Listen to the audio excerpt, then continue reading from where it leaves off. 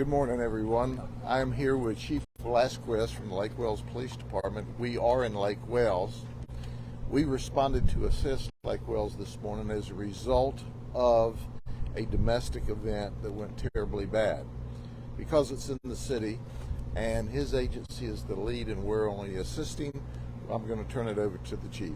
Chief? Sure. Good morning. So we're here today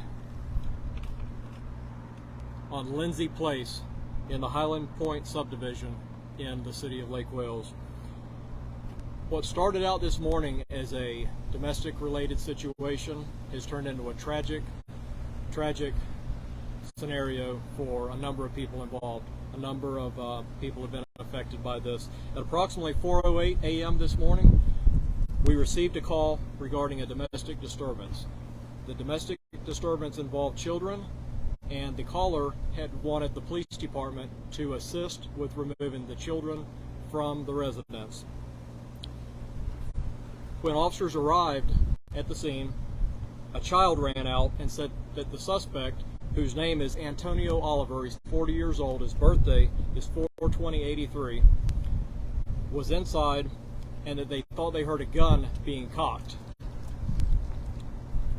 Officers were hailing with the PA system, trying to get the suspect to contact them, to come outside, call 911, whatever they had to do to establish contact with him. The suspect said he wanted just to walk outside and have law enforcement shoot him. We said we did not want that. We said just cooperate, don't shoot anybody, nobody has to get hurt. We wanted this to end peacefully. At one point, the suspect said not to shoot into the house. The reason he said that was because he was essentially using the children that were inside as a shield. He didn't want the children to get hurt from what he was telling us. At about 7 a.m., officers heard a gunshot. As soon as they heard the gunshot, the SWAT team made emergency entry into the house, and when they did, they found the suspect deceased right behind the front door, right at the front door. He was laying deceased. As they cleared the rest of the house, they also found a 19-year-old male, which is the stepson, and he was also deceased in a back bedroom. Right now, our main concern is the family, the survivors, and their mental health, and basically just their well-being. We want to make sure that they're going to be okay. What they've experienced today, nobody should ever experience. This was tragic. The number of people that were affected by this are countless. Not only the victims inside, the deceased, but every single one of these people have family members. Every single one of these first responders that showed up today, police, sheriff, every single one of them, they have families and they all have to deal with this. So the tragedy that occurred today, 2 people are dead, the suspect and a 19-year-old teenager, but the tragedy goes much, much further than that. Any questions? To clarify, is your belief that the suspect killed the 19-year-old? That's our belief at this time. And the hostage situation was how long? About 3 hours or so? Approximately 3 hours. It was in that time frame. As soon as we arrived on scene, we began trying to communicate with the suspect. And that was our goal, was to get him to step out peacefully and for this entire incident to just resolve peacefully. We wanted to get everybody help that needed help.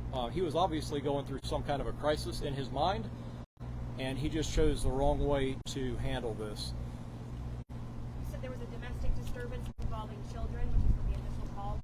Is there anything more you can describe about what that was? We really can't, and again, this is a very active investigation. It's going to evolve as we go through this throughout the day. This is going to be a long, drawn-out investigation. What we know is that a female had called and asked for us to help getting the children out. She said she just wanted to get the children out and just let it go, just be finished with it. Obviously, he had other plans and didn't cooperate with that. So how many people in total in the house? Like the mother, these children? So when we arrived at the scene, there was the suspect, there was a 19-year-old, and then there were 2 females, 2 children, females, 16 and 14 years of age. And the person that had called, she wasn't here about getting the children out? The person that called came back to the scene to meet with law enforcement and wanted us to help get the children out of the house and just go away and just let it go. Do we know when the 19-year-old was killed, how long he had been dead? We don't know. The only gunshot that we heard was and we were here immediately after the initial call. We got here very quickly. The only gunshot that we heard was when the suspect fired, and that was when he took his life. And we made immediate entry into the house at that point. As soon as we hear gunfire, that's what we do, and that's what we're trained to do, is to go in and stop the threat as soon as we hear that. Chief, do you know at this point if you've come here before? Have there been calls here to his home? We don't, to my knowledge, no.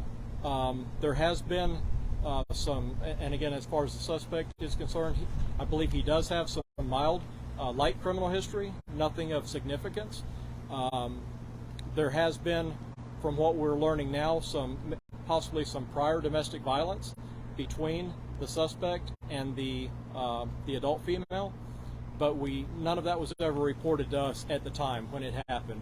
We just learned of that today, that there have been some previous domestic violence. And those are things that we hear about quite often in domestic situations. We always hear that around holidays can be a very volatile time. I wouldn't say Easter had anything to do with this per se, but does the fact that it was around a very, a holiday like this have anything to do with it, or could that have been any spark at all? We don't know the answer to that at this time. It's still very active, and this is going to evolve as we go. So everything that we can find out, we will, but it's going to take a lot of time and a lot of interviews. We have a lot of people that we have to deal with right now. All the children are unharmed. That's correct, except for the 19-year-old who's deceased. Sure. Whenever SWAT made an emergency entrance into the house, we obviously, as the chief said, found the man deceased at the front door and the 19-year-old, but we also found numerous firearms. We consider ourselves very, very lucky today. Had he wanted to have a gunfight, he could have created a war. We saw numerous long guns, semi-automatics. We saw handguns with 50 caliber drums attached to them. So he had a lot of firearms. And the initial information was he possibly shot over his wife in the vehicle a long time ago, a month or 2 or 3. However, she did not report that to law enforcement at all. They worked through that on their own, and subsequently she put the guns in the back of her car, according to early information we have. Now, when and how the guns got back out of the car and into the house, we don't know. It appears at this time, though, from everything that we see, we also have 911 calls, which obviously we're not going to release now, where he talked to us and he begged us to shoot him. And we told him, no, we're not going to shoot you.